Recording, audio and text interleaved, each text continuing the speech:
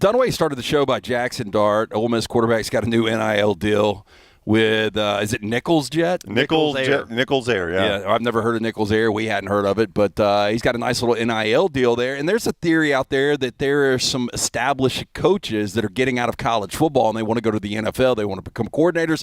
They don't want to deal with NIL. From an athletic director standpoint, how difficult is NIL right now? NIL is challenging, to say the least. Listen, there's been some really good stories. Bryce Young is one that's brought up about what's taking place. Montana Fouts, where they have their market power has earned them great opportunities, partly because they're at the University of Alabama, right? And those are great, and we want to continue to make sure those opportunities are out there.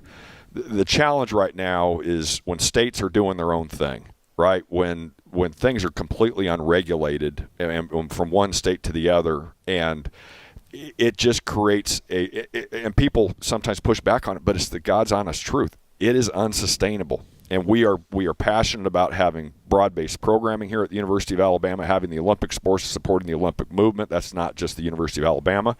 And it's something that we need to create a model soon. And I know people are working on it, and I've been part of some of those conversations, and Dr. Bell has been a great leader, our president, through that.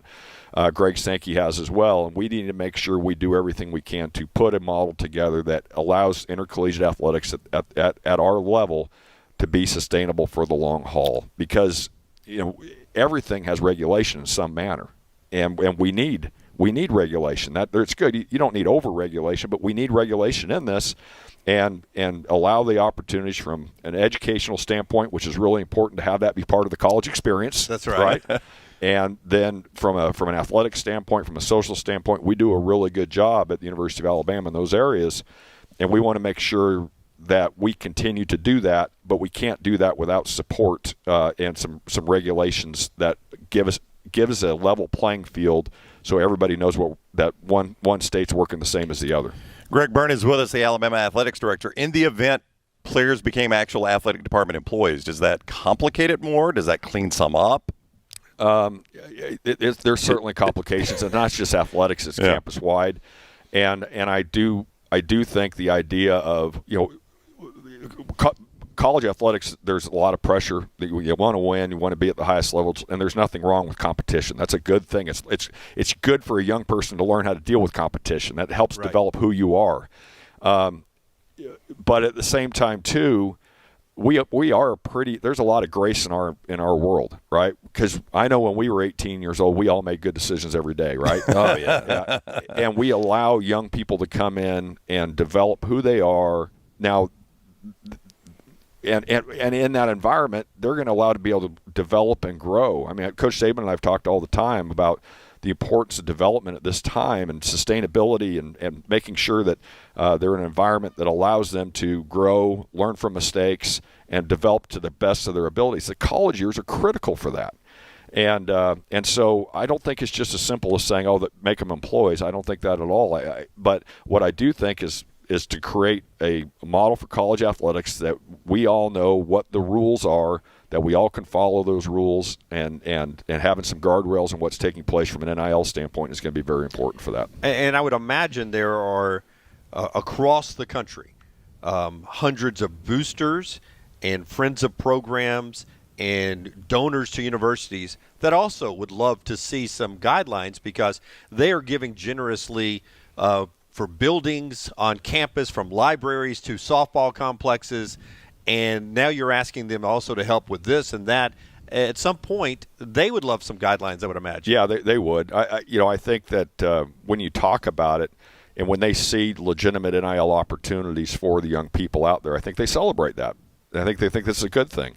I also know when it's just when there are efforts to just say, hey, straight pay for play, that's not something I think that a lot of the boosters are necessarily embracing at the levels of what you sometimes hear out there publicly. Right. I tell the story, and there was an agent out there a few months ago that did a story that said, I've got so many $1 million offers for my clients, and people took that.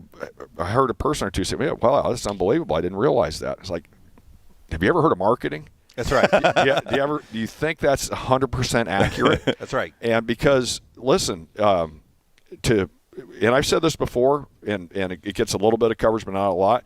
At Alabama, what we spend on a young man or young woman who's on a full ride scholarship, not counting a dollar in salaries, okay? What we spend on academically, athletically, and socially is up over $190,000 a year. Per athlete. Okay. Per athlete. Wow. Yeah. Per year. Per year. Per athlete per year. Yeah, and the example I use, I count charter flights in there because there's an academic, an athletic, and a social benefit for that, compared to riding a bus for 8 hours, right? Which you have to do at some different levels of college sports. And so our investment in our young people to develop them to their highest levels of their abilities, we take a lot of pride in that. And sometimes you'll hear, well, you shouldn't invest in facilities and all these different things.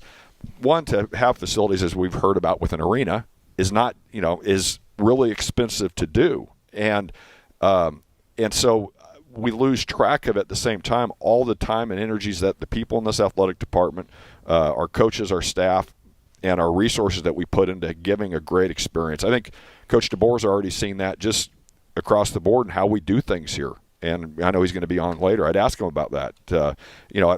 I don't think there's a better place in the country for a young man or a young woman to come develop to the best of their abilities, and we're proud of that.